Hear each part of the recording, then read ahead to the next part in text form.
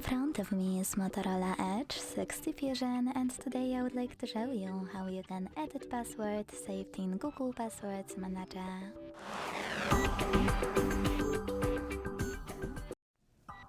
Begin by opening Settings and scrolling down to hit Passwords, Passkeys and Accounts.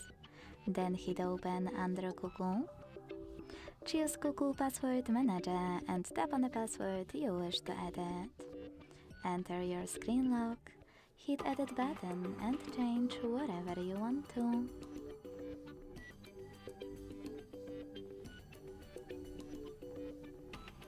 When you finished, hit Save at the top right corner. Thanks so much for watching. If you enjoyed this video, leave a like, comment and subscribe. Bye!